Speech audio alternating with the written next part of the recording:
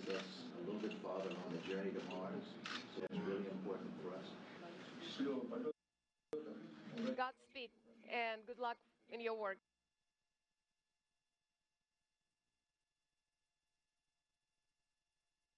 We will be looking forward to seeing you back on Earth.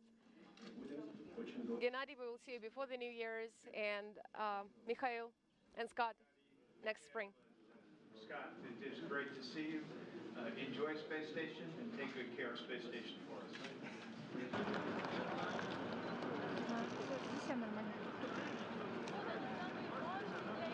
So again, the crew getting some final words of encouragement and farewell from top officials, both NASA and Roscosmos, before heading out of 254 for the walk down, giving some final wishers, waving farewell to everyone. The head of the Russian State Commission. 40S crew is ready for the mission. Copy all, Godspeed and good luck. All right, please raise your hands and wave at us. Gennady, look at me.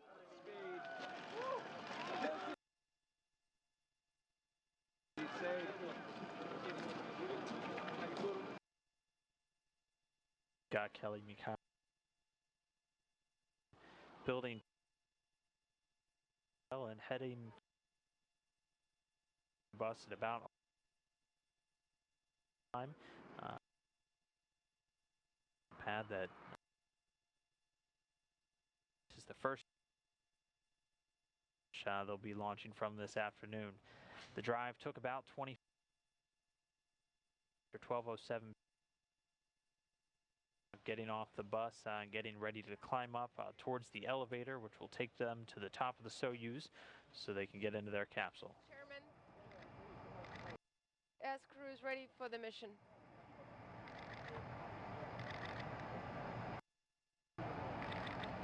Good luck. All right, please move on. Come here. Right here.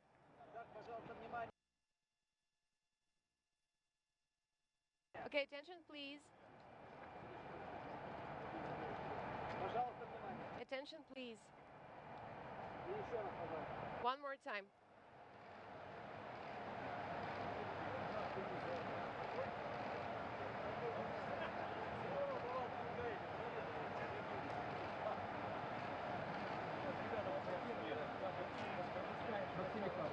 Thank you very much.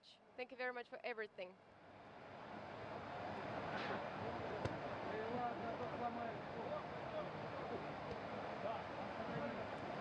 So the crew climbed one by one up the stairs, heading towards the rocket, already billowing excess oxygen, having already been fueled.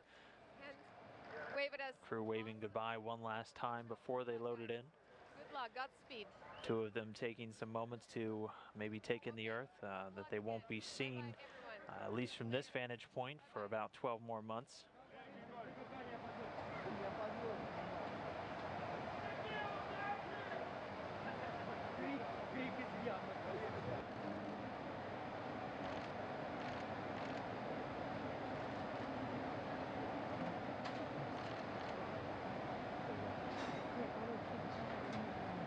There you see boarding the elevator, taking them to the top of the Soyuz rocket to board into their capsule.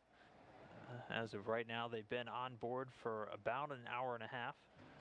And you can see the rocket billowing excess oxygen as it stands right now, fueled and ready to go.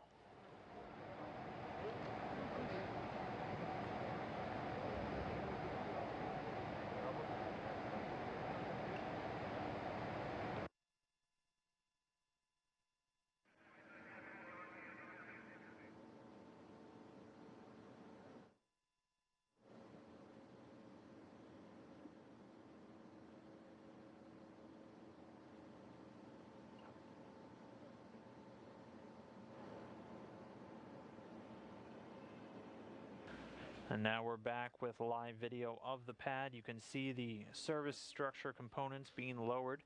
The clamshell-like structure being retracted in preparation for liftoff.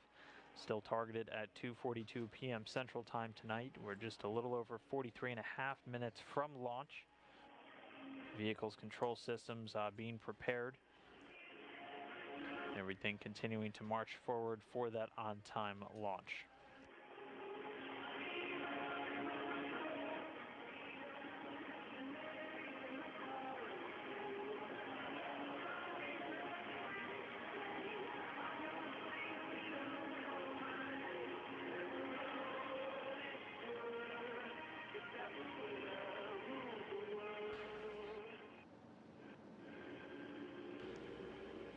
And so again, the service structure is coming back inside the Soyuz craft. On top of that, rocket sit Scott Kelly, Mikhail Kornienko, and Gennady Padalka. Two of them, Kelly and Kornienko, are launching for the first ever year-long mission on the International Space Station. Why don't we take a few minutes now to find out why? Human beings want to go to Mars. It's a fabulous destination for us to explore.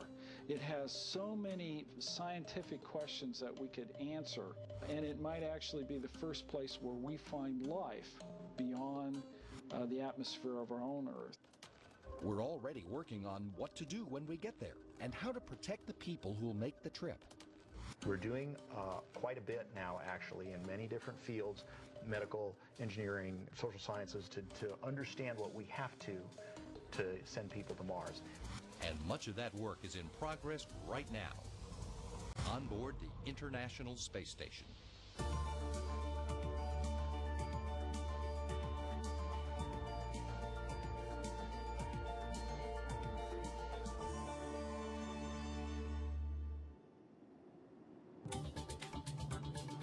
Since the first people flew in space, we've been studying how their bodies react in an environment where everything is up in the air, because they're weightless. You may develop motion sickness. You will definitely have fluid shifts into your chest and head. You will lose muscle strength. You will lose bone strength. You will be receiving radiation that we don't receive on the ground. We're not sure exactly what that will do. Exercise is a very effective countermeasure. That, coupled with drugs used for osteoporosis, have allowed us to eliminate bone loss in most or all of the astronauts that have done both the exercise and taken the drugs. But there's also the isolated, confined, extreme environment that the astronauts are in. And that's a challenge to the psychology and mental health and performance. On the International Space Station, we've studied people in the space environment for 6 months at a time. But a Mars mission will take 5 times as long. Mars missions may take 30 months start to finish. So I don't think it's a bad idea to start getting some longer experience on the International Space Station to give us an idea of what's awaiting us on these future very long flights. So the station partners are taking the next step. For the first time ever on this vehicle, a pair of crew members is going to space for a year. My first flight was very rewarding. There are certain times that are, fun. It is very challenging to live on the space station for 6 months.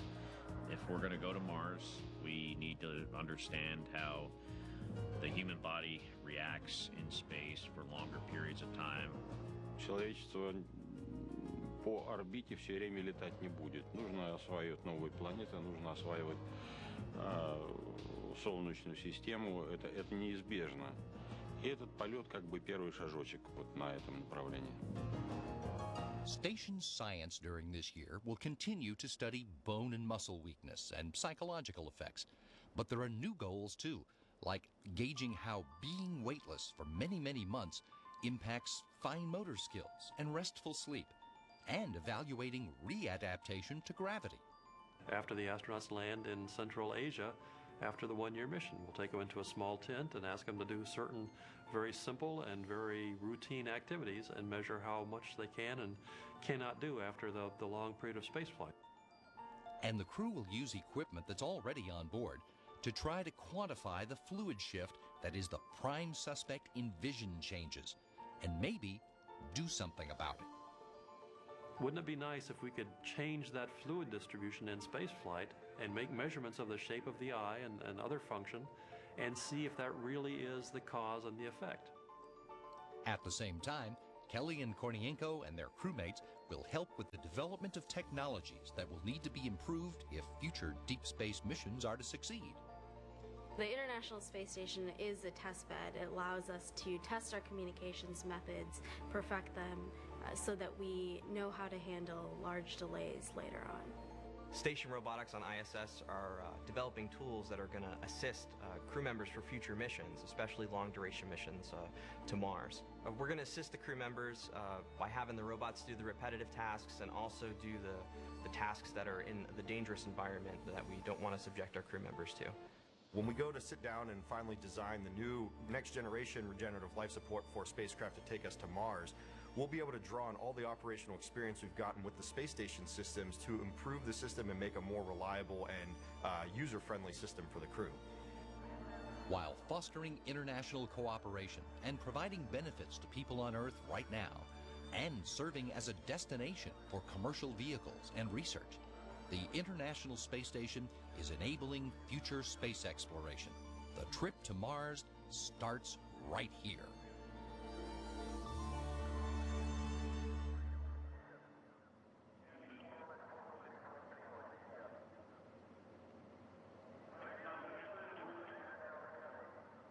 And welcome back to our live coverage of this afternoon's launch. Scott Kelly, Gennady Padalka, and Mikhail Kornienko sitting inside their craft ready to go towards the International Space Station. Right now, suit leak checks and testing of the Soyuz descent module are complete. Finishing up just about a minute ago. But looking now once again at this one-year expedition, Scott Kelly, while he's in space, his identical twin brother, retired NASA astronaut Mark Kelly, who's actually out there in Kazakhstan ready to watch his brother head into space, is going to be participating in a number of comparative genetic studies. Some of these experiments will include the collection of blood samples as well as a battery of psychological and physical tests, all hoping to track any degeneration or evolution that occurs in the human body during that extended exposure to the zero-gravity environment, having a ground control down here and one in space of these twins with basically identical genetic structures. The new multifaceted national cooperation between not only government agencies but universities and various corporations. Why don't we take now a closer look at what these studies are going to be investigating.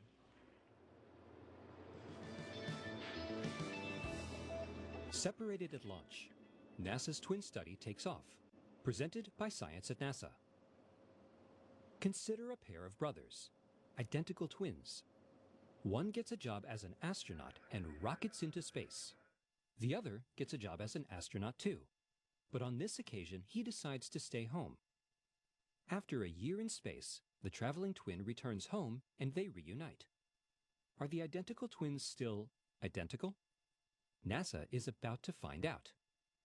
In March of 2015, NASA astronaut Scott Kelly will join cosmonaut Mikhail Kornienko in a one-year mission to the International Space Station. Their lengthy stay aims to explore the effects of long-term spaceflight on the human body. The interesting thing about Scott is, he's a twin. His brother Mark is also an astronaut, now retired. While Scott, the test subject, spends 1 year circling Earth at 17,000 miles per hour, Mark will remain behind as a control. We will be taking samples and making measurements of the twins before, during, and after the one-year mission, says Craig Kundrat of NASA's Human Research Program at the Johnson Space Center. For the first time, we will be able to study two individuals who are genetically identical. The experiment harks back to Einstein's twin paradox, a thought experiment in which one twin rockets to the stars at high speed while the other stays home. According to Einstein's theory of relativity, the traveling twin should return younger than his brother. Strange but true. NASA's study won't test the flow of time. The space station would have to approach the speed of light for relativistic effects to kick in. Just about everything else is covered, though. NASA's Human Research Program recently announced the selection of 10 research proposals to study the twins' genetics, biochemistry, vision, cognition, and much more. Each proposal is fascinating and could be a feature-length story of its own, says Kundrat. Here are a few examples to give the flavor of the research. We already know that the human immune system changes in space, It's not as strong as it is on the ground, explains Kundrat. In one of the experiments, Mark and Scott will be given identical flu vaccines, and we will study how their immune systems react. Another experiment will look at telomeres, little molecular caps on the ends of human DNA. Here on Earth, the loss of telomeres has been linked to aging. In space, telomere loss could be accelerated by the action of cosmic rays. Comparing the twins' telomeres could tell researchers if space radiation is prematurely aging space travelers. Meanwhile, in the gut, says Kundrat, there is a whole microbiome essential to human digestion. One of the experiments will study what space travel does to inner bacteria, which, by the way, outnumber human cells 10 to 1. Other proposals are equally fascinating. One seeks to discover why astronaut vision changes in space. Sometimes their old glasses from Earth don't work, notes Kundrat. Another will probe a phenomenon called space fog, a lack of alertness and slowing of mental gears reported by some astronauts in orbit. These will not be 10 individual studies, says Kundrat. The real power comes in combining them to form an integrated picture of all levels, from biomolecular to psychological. We'll be studying the entire astronaut. Separated for a full year, Scott and Mark will make it possible for future astronauts to travel farther than ever before, and still look forward to happy reunions when they return home. For updates from the twin experiment, stay tuned to science.nasa.gov. And welcome back. Another live view of that rocket out on the pad at the Baikonur Cosmodrome in Kazakhstan. Scott Kelly, Gennady Padalka, and Mikhail Kornienko sitting in there ready for launch. Currently about 31 minutes and change away from liftoff. Preparations continuing to go on schedule. At this point, the emergency escape system has been armed. The escape tower sitting right on the tip of the rocket was able to fire in the event of any problem or emergency during launch, designed to pull the spacecraft that the crew is in away from the booster to safety, enabling the capsule itself to then parachute down to a safe landing, again in the event of any emergency during launch or through the early stages on the climb to orbit. The Soyuz rocket itself standing 162 feet tall, weighing in at just over 680,000 pounds, consisting of the spacecraft inside of a protective shroud at the top, and then the three-stage Soyuz FG booster below. The spacecraft was mated to its booster in Baikonur back on Tuesday, and then the entire rocket was transported by railcar to the launch pad shortly after 7 a.m. Baikonur time on Wednesday. And then on Thursday, received a blessing, traditional ceremony by 2 Russian Orthodox priests, where they're out at the launch pad blessing not only the rocket but also members of the pad servicing team and the media. The spacecraft with its 3 crew members sits high above the 3 stages of the rocket, which uses a mixture of kerosene and liquid oxygen as the propellant. The first stage consisting of 4 liquid engine boosters strapped onto the sides of the core stage. Each will burn for about 1 minute and 58 seconds before they drop away. At that point, the rocket will be 30 miles high and downrange over 73 miles, moving at a velocity of 3,937 miles per hour. So a lot of power moving out of that first stage as the Soyuz takes off from the Baikonur Cosmodrome in Kazakhstan. Again, you can see here the animation of all 4 strap-on boosters firing throughout that first stage ascent before they expend their life and are eventually discarded. The launch escape system jettisoning there in place to protect the crew in the event of any emergency during ascent or the launch phase. The core stage continuing to fire for about 4 minutes and 57 seconds into the flight. The launch shroud coming off of the Soyuz craft. The third stage has a single engine that's going to ignite just before separation of the second stage, doing something called a hot fire passover, and it's going to burn for 8 minutes and 45 seconds into the flight. And once that's done, the Soyuz is going to be in its preliminary orbit of 143 by 118 statute miles. There you can see the third stage separating, and then the craft flying free on its own. Right now, we're just under 29 minutes away from liftoff, again scheduled at 2:42 p.m. Central Time, 1:42 a.m. in the morning over in Baikonur. And on board sits one of the most veteran space flyers, soon to be the most veteran in spaceflight history, Russian cosmonaut Gennady Padalka. commander of the Soyuz craft, making his 5th journey into space today. Kornienko sitting just to Padalka's left, Scott Kelly to his right.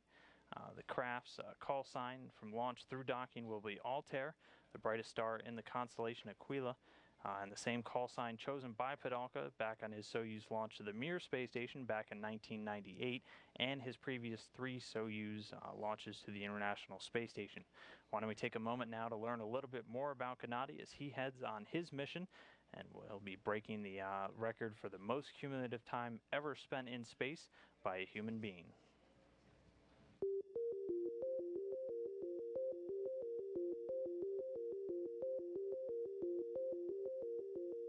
Ну, это моя работа. Мне нравится летать. Мне нравится готовиться. У меня были разные экипажи за время моих предыдущих 3 полетов на МКС. Очень много людей, инструкторов, участвовали в моей подготовке, очень много учителей, причем в различных космических агентствах. Мне это очень-очень интересно.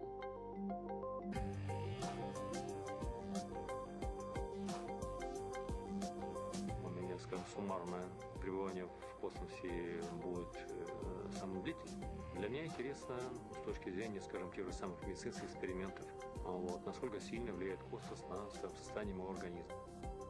Я все-таки надеюсь, что столь длительное пребывание в космосе, проведение экспериментов, скажем, надо мной, но над моими коллегами, которые тоже вот приближаются к такому же рекорду, это будет интересно для последующих миссий.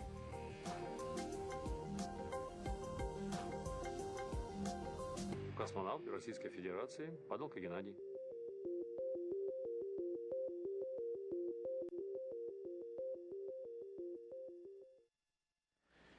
And so joining me now in Mission Control, somebody who knows a thing or two about riding to the station on a Soyuz, NASA astronaut Reed Wiseman. Reed, thanks so much for joining me. Now, you did this, just about a year ago in May. You took the trip up from Baikonur. Walk me through real quick, what's it like launch day for somebody that's on the craft getting ready to go into space? First, let me just say I'm amped up just to be sitting here with you. I mean, I'm excited for Scott and Gennady and Mikhail.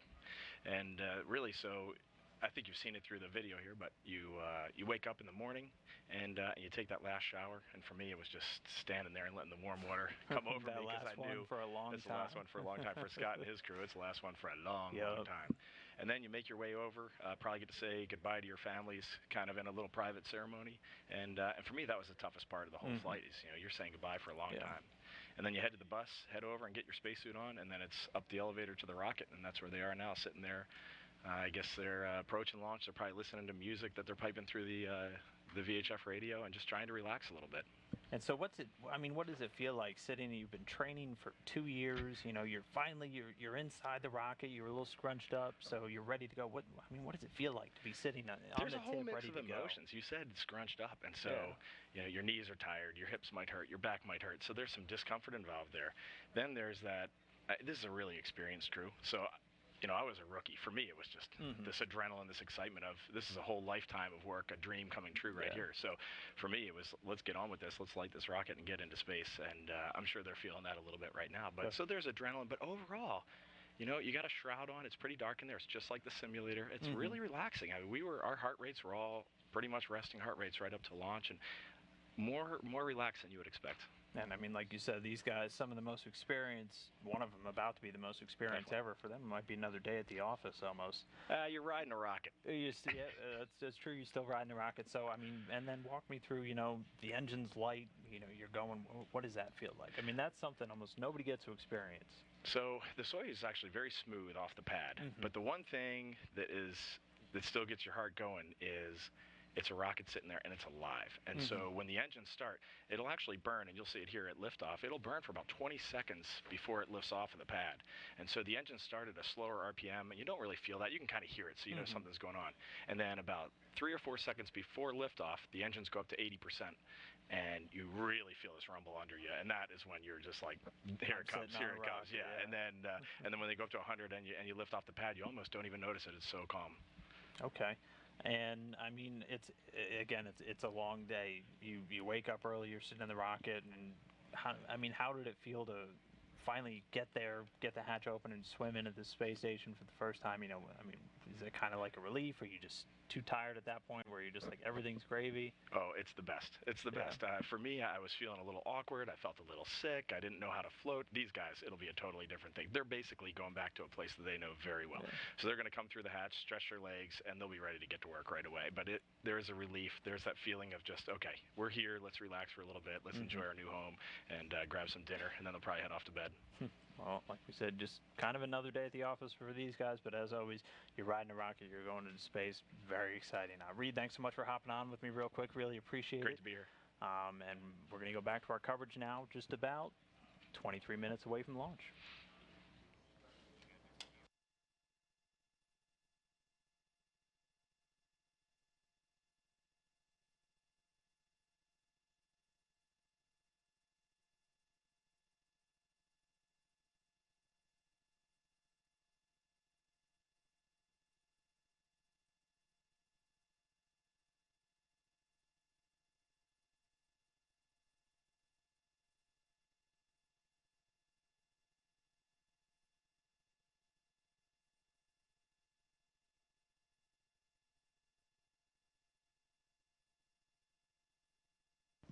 And again, the Soyuz rocket sitting there on the pad, the excess oxygen continuing to vent out.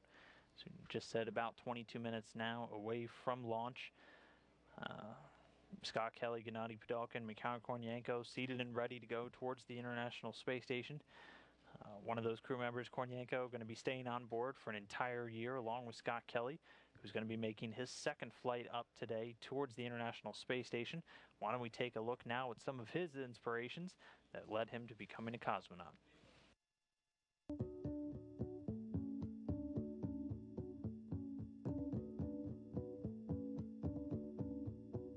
Ну, наверное, это история из моего детства, когда мы жили в семье военного, летчика военного, который занимался спасением и поиском первых космонавтов.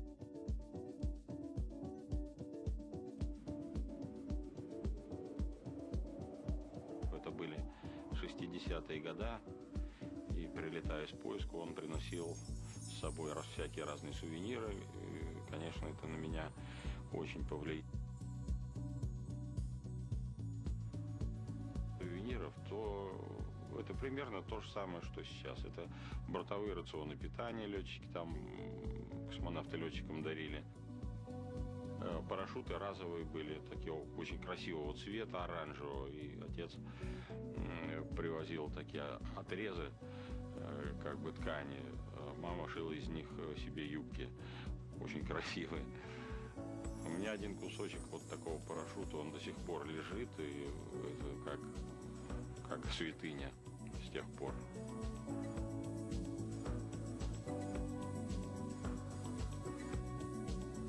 Вот примерно так. То есть осталось, конечно, очень хорошие, добрые воспоминания из детства, но они переросли в ответственность и в желание сделать работу хорошо.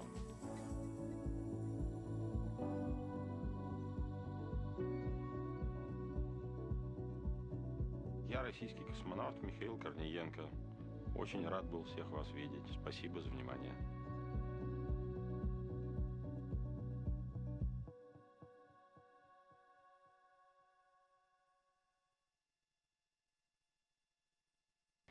So back with you now as we continue to count down towards launch. Under 20 minutes now. Everything continuing to go smoothly. The Soyuz still sitting there on the pad at the Baikonur Cosmodrome. Today's launch marking the 7th time that a Soyuz vehicle is scheduled to dock to the orbiting complex in just on the same day. So actually docking after only 4 orbits, which takes roughly 6 hours after today's launch. Just about 2 minutes and 48 seconds before launch, the International Space Station is going to fly directly over the Baikonur Cosmodrome in Kazakhstan. And then at the time of the launch, the station will be flying at an altitude of about 257 statute miles, just over the northeastern part of Kazakhstan. Launch is precisely timed for the exact moment when the Earth's rotation will be able to place Baikonur in the plane of the orbit for the International Space Station. At the time of the spacecraft's actual orbital insertion, about 9 minutes after launch, the space station will be about 2,015 statute miles ahead as the chase begins.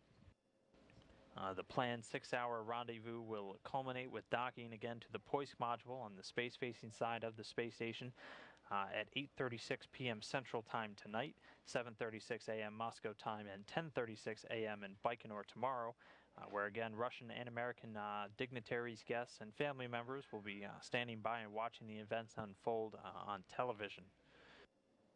Should a problem occur during the first 2.5 hours of flight, the vehicle and its crew can default to the 2-day rendezvous, which used to be standard some time ago. And with that case, the docking would occur in the early evening hours Central Time on Sunday, March 29th. And continuing to take a look at the live view of the rocket on the launch pad. Just under 18 minutes now away before launch. Liftoff still scheduled at 2:42 p.m. Central Time.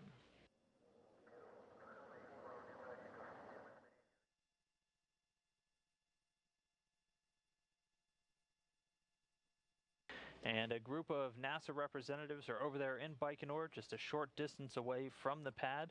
For a quick update on all the activities, why don't we go now to NASA Public Affairs Officer Rob Navius. Dan, years in the making, the year-long mission is about to begin here in the Central Asian desert, a mission that has attracted dozens of members of the media and officials from the very top of both NASA and the newly restructured Russian Federal Space Agency. NASA is represented here for this historic launch by its administrator, Charles Bolden, Bill Gerstenmaier, the Associate Administrator for Human Exploration, and ISS Program Manager Mike Suffredini. The new head of Roscosmos, Igor Komarov, is here as well. Bolden and Komarov met over dinner last night to discuss the upcoming mission and future station operations. Every launch from here has a special sense, a special feeling, but this one is more than that. Guests, family members, senior officials, all very aware that two men, an American and a Russian, are about to start a year in space together with Mars on their minds, flying together over the 40th anniversary of Apollo-Soyuz and the 15th anniversary of the permanent human occupancy of the International Space Station, something that would have been unheard of a few short decades ago. So, a year in space for Scott Kelly and Mikhail Kornienko begins shortly, and the atmosphere here is electric. Dan, that's it for now from the Baikonur Cosmodrome in Kazakhstan. Now back to you at Mission Control in Houston. And a big thanks again to Public Affairs Officer Rob Navius over there in Baikonur. Also, just about a week ago, he had an opportunity to interview both of the one-year crew members, Scott Kelly and Mikhail Kornienko, about their thoughts on leaving the Earth for a full year and all the benefits that they're going to be looking forward to with this historic study. So why don't we take a look? It's so intriguing to try to put through your mind what you must be going through right now mentally as we approach launch. The couple of years in the making of training, all that goes into being away from the planet for a year. What is going through your mind as you approach launch?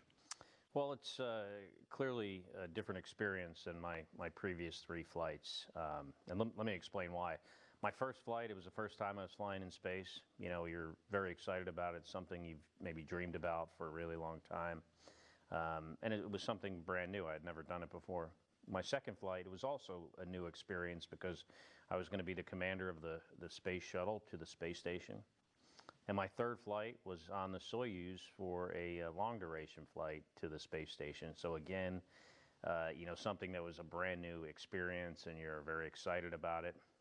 And I wouldn't say I'm not excited about this, but it's very similar to my last flight, except it'll be, you know, more than twice the duration, so harder.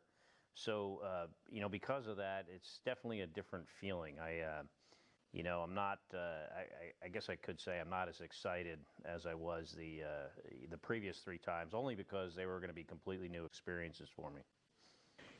Do you, in your mind, have pages on a calendar that are floating around? Like, are you thinking about milestones already? September, halfway mark, October, you pass the U.S. single flight endurance record, those types of things? Or is this just going to be task by task, week by week, month by month up there?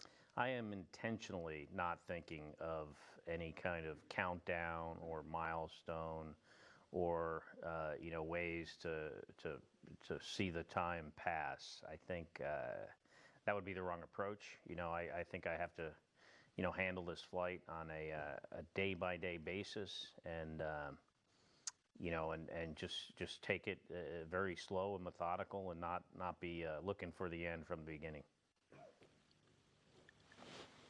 Scott, this flight has been more than a couple of years in formulation between NASA and Roscosmos, a very unique opportunity, certainly.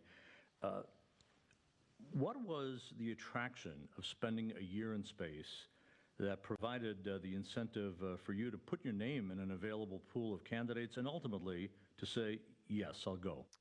Well, initially I wasn't too interested in doing it. It was something I had considered. I wanted to fly in space again. Definitely, that was something I wanted to do. And as I got to thinking about the year-long flight more longer and had more time to consider it, it was something that I warmed up to, just because it was going to be twice as long and therefore more challenging, and something that I saw as a little bit different than just than going back to the space station. Even though a 6-month flight is very challenging, but doing kind of very much the same thing as I did on my previous flight. So, for a full year in space, is it more of a physiological adjustment, or is it really all about the psychological adjustment of losing all the creature comforts of home and your normal earthbound routine? Well, there's certainly physical aspects to being in space for any length of time, and that's one of the reasons we're doing this, is to see if there's a cliff out there with regards to bone loss, muscle loss, our immune system, the effects on our vision. So, that's part of the reason why we're doing this. But some of that stuff is kind of transparent to the person. Like, I won't be able to tell in flight, for instance, if I'm losing more bone mass or my immune system is affected. Certainly I could tell with the vision issues. But I think as far as a challenge for me, it's more of a psychological the psychological aspect of it, maintaining my level of energy throughout the flight, my focus, not feeling all, kind of cramped up and wanting to get outside. Those kind of things, I think, is going to be what's more challenging for me. The fact of the matter is that you and Scott really have signed up to be guinea pigs for a year in space with this unique research over this long period of time. But there's much more to these 4 expeditions, is there not, with spacewalks and visiting vehicles and all the normal activity on a day-to-day basis aboard the space station? How busy will you guys be for a year? Ну вот кроме того, что вы со Скоттом фактически согласились быть подопытными кроликами на протяжении года, в рамках вашего полета будет происходить очень много на борту станции, экипажи будут прилетать, улетать, будут идти различные работы. Чем вы будете заниматься на борту станции? Насколько будет велика ваша загрузка? Загрузка очень приличная, и вот только на меня ложится 66 экспериментов, из них 7 по американской программе. Будет выход, у Скотта больше будет EVA работы, у меня один только выход пока предполагается. То есть свободного времени будет немножко, я так понимаю. Well, we will be pretty busy. Only I will be involved in 66 experiments, including 7 US experiments. Scott will have 2 EVAs performed, and I'll have only 1, so we will be fairly busy on board. Are you going to be looking month to month at various milestones on the calendar, or are you going to put the calendar out of your mind and just plow ahead day to day, week to week, without paying attention to the hours and days that'll go by that will comprise a full year in space? Когда вы будете в полете, вы будете мысленно перелистывать страницы календаря месяц за месяцем, считать месяцы, или вы наоборот попытаетесь абстрагироваться от календаря и будете просто жить на станции день за днем, накапливая вот таким образом продолжительность своего полета? Ну, наверное, хочу это сделать. И ставить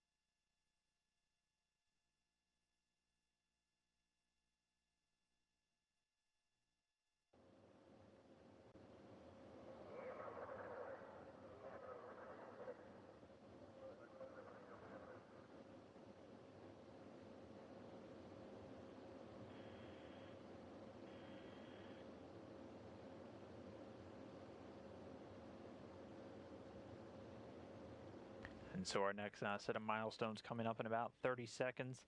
All the onboard systems are going to get switched over to onboard control, and all the commanders' cockpit displays and controls will have been activated. Again, Gennady Padalka commanding the Soyuz craft today. At this point, you can see the crew members already closed their helmets, have them switched over to suit oxygen inside their Sokol launch and entry suits.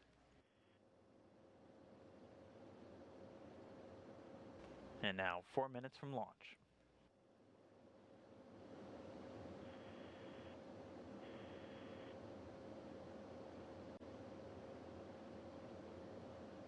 And at this point, in the countdown, all the fuel lines feeding the rocket are going to get purged with nitrogen to help fireproof them, removing any excess vapors from the fuel or the oxidizer.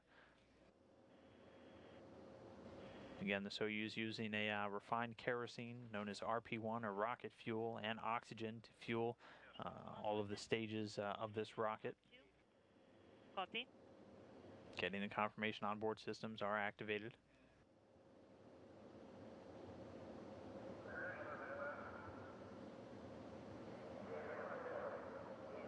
Oxidizer and fuel drain and safety valves are closed.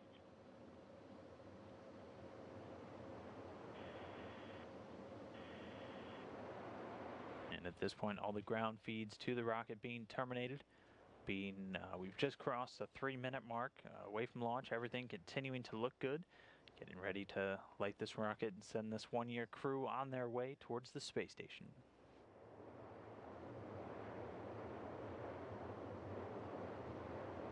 And at this point, the booster tank being pressurized for flight. That being done to help optimize the flow of all the fuel and helping to add some structural support to the rocket. Booster propellant tank pressurization initiated. And that pressurizing just got initiated.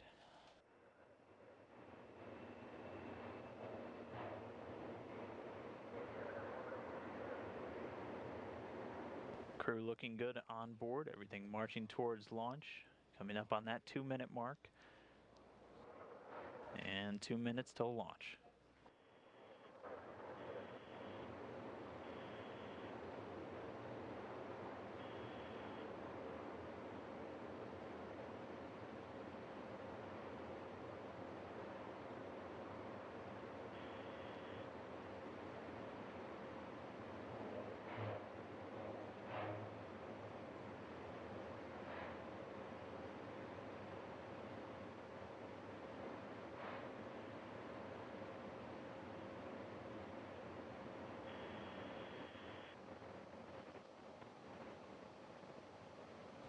We've passed a minute 30 until launch. The ground propellant feed getting ready to be terminated from the Soyuz rocket.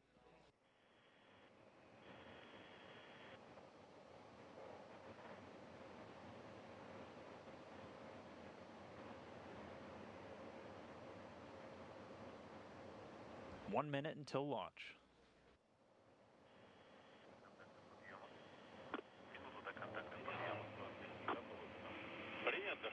Captain 3, we are ready for the launch. We are happy to hear that. Copy. We are ready for the launch. Crew reporting they're ready to go. The vehicle on internal power. The first umbilical tower separating from the booster. Just under 30 seconds from launch.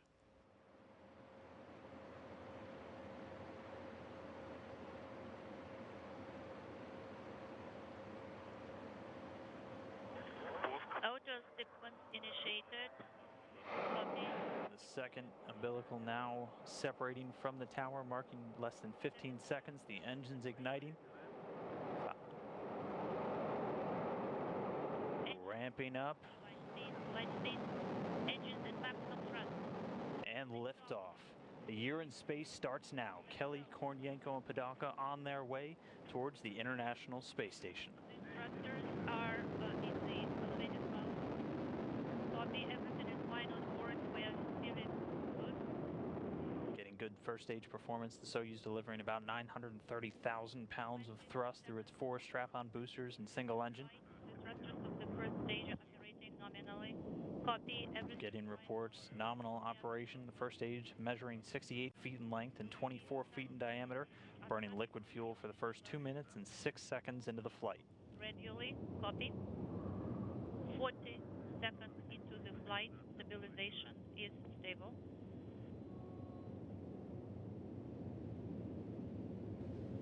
Continuing to get views from the cabin inside, as you heard NASA astronaut Reed Wiseman, a fairly smooth flight into orbit for these crew members. 60 seconds. Pitch, yaw, and roll are all nominal. Copy.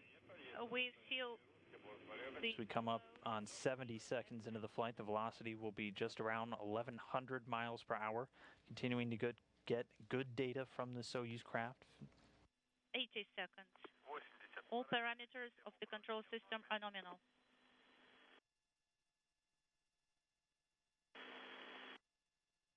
The crew looking good inside. Again, Padalka in the center, Kornienko on the top of your screen.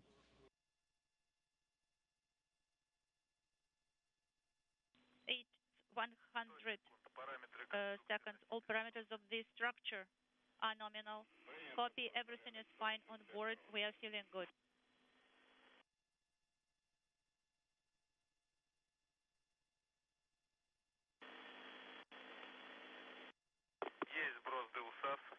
The shroud has been jettisoned. Copy. The first stage has separated. So at this point, the escape tower end has been jettisoned, and the 4 strap-on boosters of the first stage have also been jettisoned. Completing their job, they've dropped away at an altitude of about 28 statute miles. Soyuz right now traveling at about 3,350 miles an hour.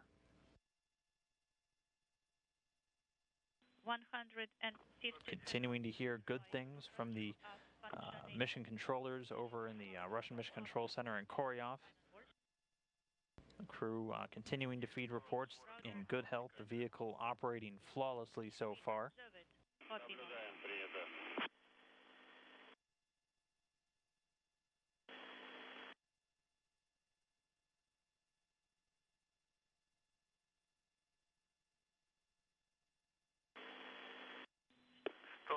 So at this point, we're over 3 minutes into launch. Since launch, Soyuz craft now passing a speed of over 4,700 miles an hour. Getting a look now at NASA astronaut Scott Kelly there in the right seat. Giving a big thumbs up. 200 seconds into the flight. The thrusters of the second stage are functioning nominally. Copy. Everything is fine on board. We are feeling good. So the core stage, which makes up both the first and the second, is continuing to perform as expected. That core stage, 56 feet in length, 13.5 feet in diameter, has one single engine with 4 fuel chambers, and is able to provide between 178,000 and 222,000 pounds of thrust, depending on the altitude and the outside pressure. It's going to fire for 3 minutes and 28 seconds. Copy. It'll burn until the 4-minute, 43-second mark, and then the Soyuz will use what's known as a hot stage technique, where the third stage will ignite while the second is still burning, this being the reason for the Soyuz to have that small open area in between the second and third stages. 260 seconds into the flight. The parameters of this structure are nominal. Copy. Everything is fine on board. We are good. Everything's still looking flawless for this launch. Getting close now to third stage ignite and second stage shutdown.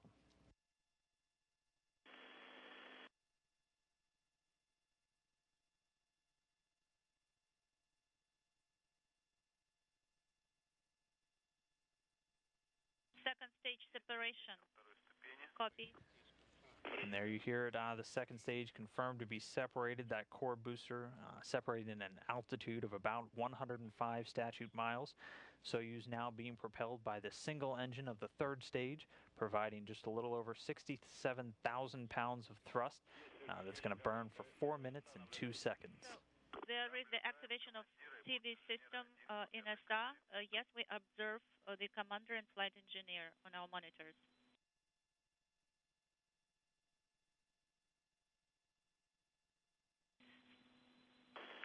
330 seconds into the flight, the thruster of the second stage are functioning nominally.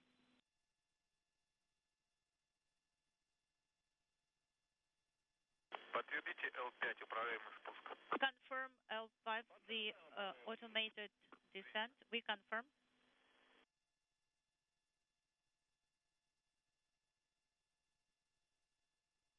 So just past the 6-minute mark, everything continuing to look good from launch all the way now until third stage. Getting nothing but good readings from the controllers over in Koryov and the Russian MCC. 70 seconds into Soyuz being propelled by that third stage right now, which fires for 4 minutes and 2 seconds. Expect it to fire for about another minute or so. Or rather, 2 minutes.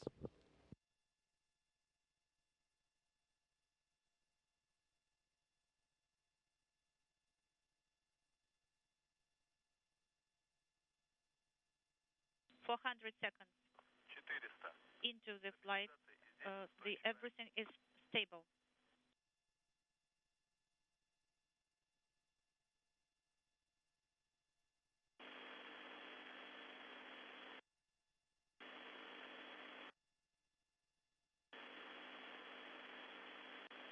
And Podolka there in that center seat commanding the Soyuz as continues to watch over its systems while it makes this flight into orbit.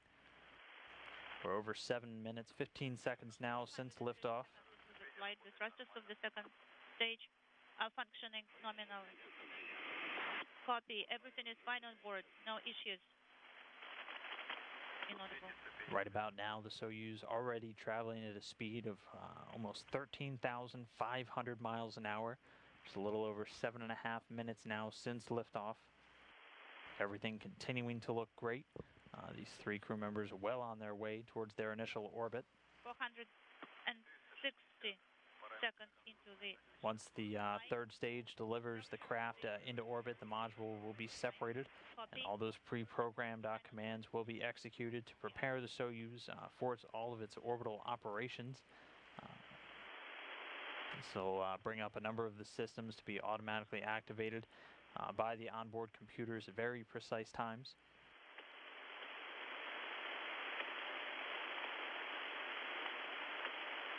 And just about 30 seconds or so away from third stage cutoff and separation. 500 seconds into the flight. Everything is nominal. Everything is fine on board as well.